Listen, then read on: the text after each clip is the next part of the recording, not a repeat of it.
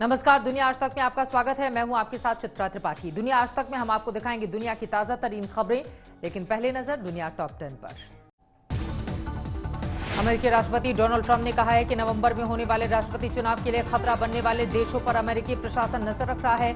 साथ ही अमेरिकी खुफिया एजेंसी का दावा है कि रूस डेमोक्रेटिक उम्मीदवार जो बिडेन को बदनाम करने की हर मुमकिन कोशिश कर रहा है। मॉरिशस के तट के पास एक जापानी ऑयल टैंकर जहाज से करीब 4000 टन तेल का रिसाव समंदर में हो गया, जिसके बाद मॉरिशस सरकार ने इमरजेंसी घोषित कर दी है। जहाज में आई दरार के कारण यह रिसाव हुआ। हालात पर काबू पाने के लिए सरकार ने फ्रांस से मदद की अपील की है। लेबनान में हुए विनाशकारी धमाके के बाद पोर्ट ऑफ मर्सिन के पुनर्निर्माण के लिए तुर्की ने लेबनान की मदद की पेशकश की है। बेरूत पहुंचे तुर्की के उपराष्ट्रपति ने लेबनान के राष्ट्रपति से मिलकर ये पेशकश की।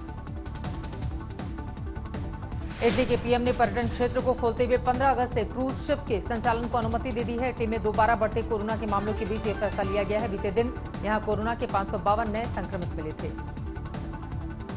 इसी बीच दुनिया भर में कोरोना संक्रमितों की संख्या 1,96,00,000 को पार कर गई है। वहीं से मारे गए लोगों का आंकड़ा 7,25,000 के करीब है। बीते 24 घंटों में सबसे ज्यादा नए मामले अमेरिका और भारत से सामने आए हैं। अमेरिकी इमिग्रेशन और कस्टम अधिकारियों ने अमेरिका मैक्सिको की सीमा के नीचे एक 400 मीटर लंबी सुरंग ढूंढ निकाली है।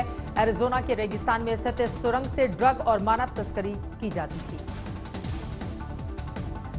इटली में मॉन्ट ब्लां से सटे प्लैनपेन ग्लेशियर में विशाल दरारें देखी गई हैं। जानकारी के अनुसार अगले 72 घंटे में यह ग्लेशियर नीचे घाटी में टूटकर गिर सकता है। यह ग्लेशियर एक फुटबॉल स्टेडियम जितना बड़ा है। दक्षिण कोरिया में भीषण बाढ़ के बीच एक उफनती नदी में बहती कार से एक महिला के रेस्क्यू की तस्वीरें सामने आई हैं। इस महिला की कार नदी में गिरने के बाद काफी दूर तक बहती रही। दक्षिण कोरिया में बाढ़ से अब तक 21 लोगों की मौत हो गई है। चीन के जियान में साल 1368 में बनी एक प्राचीन इमारत की 20 मीटर ऊंची दीवार अचानक गिर गई, जिससे 4 लोग घायल हो गए हैं और कई गाड़ियों को नुकसान पहुंचा है। और एमटीवी ने अपने आने वाले वीडियो म्यूजिक अवार्ड के लिए आउटडोर शो कराने का फैसला किया है। ये अवार्ड शो कोविड पैंडेमिक के बीच कोरोना वॉरियर्स का हौसला अफजाई करने वाले सिंगर्स को समर्पित है। लेकिन ये अवार्ड शो अमेरिका के शहर न्यूयॉर्क में होना है, जो दुनिया में कोरोना से सबसे ज्यादा प्रभावित शहरों में शामिल है। न्यूजीलैंड के प्रधानमंत्री जेसिंडा अर्डन ने अपने चुनावी कैंपेन में कोरोना वायरस से बुरी तरह प्रभावित बिजनेस के लिए $205 मिलियन के राहत पैकेज का ऐलान किया है और 40,000 नई नौकरियां उपलब्ध कराने का वादा किया है। न्यूजीलैंड की प्रधानमंत्री जेसिंडा अर्डन आजकल अपने चुनावी कैंपेन में व्यस्त हैं। वो न्यूजीलैंड में लेबर्स की प्रमुख समस्याओं को सुलझाने में लगी हुई हैं। ऐसे में जेसिंडा ने कोरोना वायरस लॉकडाउन से प्रभावित व्यवसायों के लिए $205 मिलियन का राहत पैकेज जारी किया है। पैकेज से 40,000 नई नौकरियों का रास्ता खुलेगा। ऑकलैंड में हुई अपनी चुनावी रैली में जेसिंडा ने लोगों को इस बात से भी आश्वस्त किया कि कम दर पर लोन की सुविधाएं दी जाती रहेंगी। I am announcing today that if Labor is returned to government, we will roll out a support package to assist businesses in employing up to 40,000 New Zealanders whose employment is impacted by COVID-19. बता दें कि Jacinda Ardern की तारीफ उस समय दुनिया भर में हुई जब उन्होंने कोरोना वायरस के खिलाफ लड़ाई में कामयाबी हासिल कर दुनिया के सामने मिसाल पेश की थी और न्यूजीलैंड में सिर्फ 22 मौतों के साथ 1600 कोरोना के केस ही सामने आए। इस सर्वे के मुताबिक जेसिंडा अर्डन दोबारा न्यूजीलैंड की प्रधानमंत्री बन सकती हैं। आज तक ब्यूरो। कोरोना की मार से बदहाल अमेरिका में विशेष राहत पैकेज को लेकर सत्ता पक्ष और विपक्ष में राजनीतिक घमासान मचा है। विपक्ष के तेवरों से बौखलाए राष्ट्रपति ट्रंप ने एग्जीक्यूटिव ऑर्डर पर दस्तखत की बात कही है। पैकेज के जरिए लोगों को टैक्स से राहत और बेरोजगारी राहत भत्ता दिया जाएगा।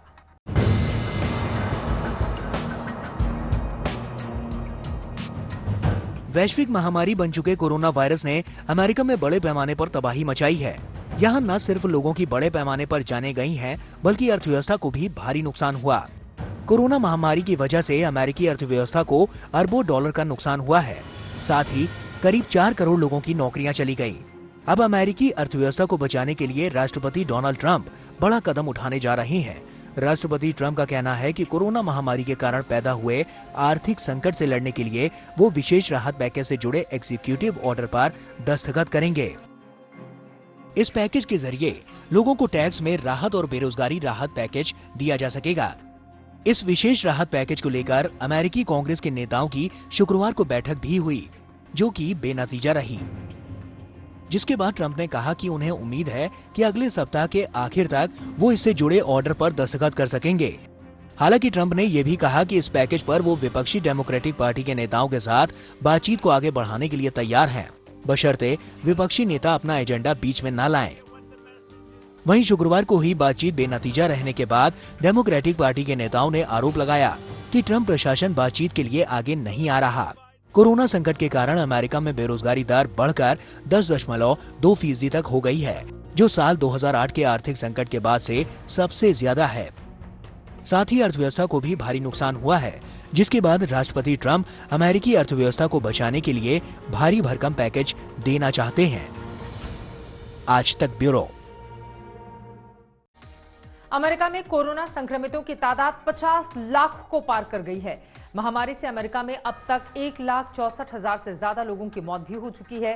इतनी बड़ी तबाही के बीच कोरोना टास्क फोर्स के सदस्य डॉक्टर एंथनी फाउची का चौंकाने वाला बयान सामने आया है।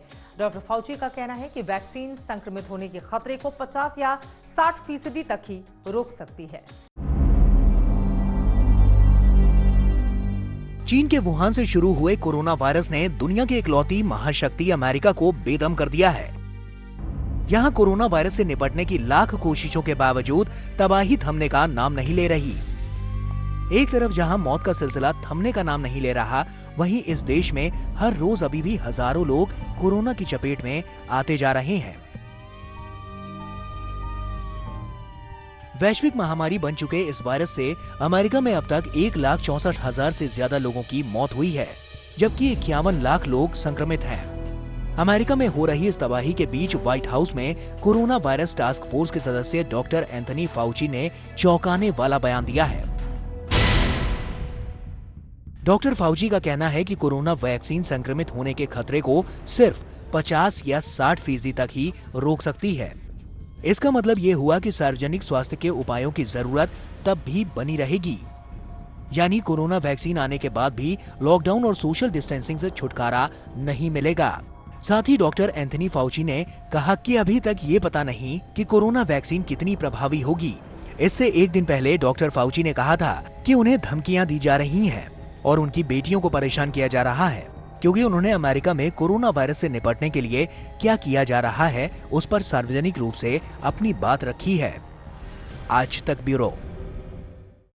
पूरे यूरोप में इस समय भीषण गर्मी की लहर जारी है। स्पेन, फ्रांस सहित ब्रिटेन में भी गर्मी का कहर बरकरार है। ब्रिटेन में इसी भीषण गर्मी के बीच समुद्री तटों पर लोगों का भारी जमावड़ा देखने को मिला।